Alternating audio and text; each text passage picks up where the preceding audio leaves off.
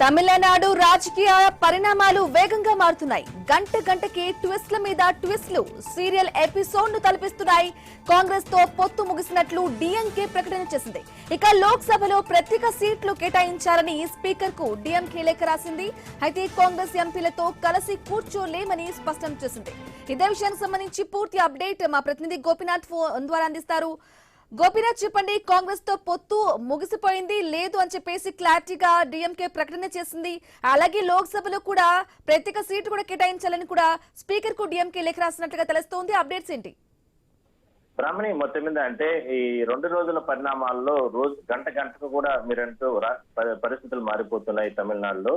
అయితే కాసేపటి క్రితం డిఎంకే ఒక ప్రకటన అయితే చేయడం జరిగింది.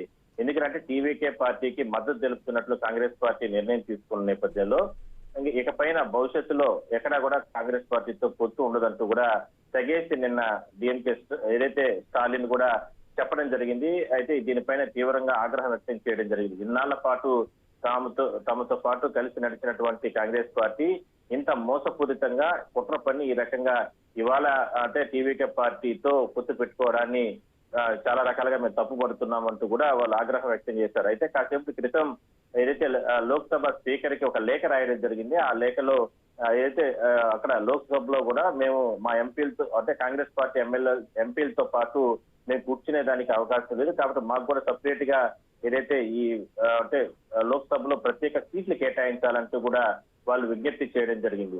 అయితే గత 2-3 రోజుల నుంచి కూడా చాలా తీవ్రమైన పరిణామాలు డిఎంకే అంటే చెప్తూ వస్తున్నారు. కాంగ్రెస్ పార్టీ ఇన్నాళ్ల పాటు ఉండి ఇవాళ ఇంత పెద్ద ఎత్తున మోసం చేసి ఈ రకంగా వెళ్ళింది కాబట్టి మేము ఈ రకమైన నిర్ణయం తీసుకుంటామంటూ కూడా చెప్పడం జరిగింది. ఈ పరిణామాలు చాలా తీవ్రంగా ఉంటాయన్నారు. అదే స్థాయిలోనే ఇప్పుడు లోక్సభ స్పీకర్ కి ఒక్కసారిగా లేఖ రాయడం ఒక సంచలనంగా మారిందని మనం చెప్పొచ్చు. రాహుల్.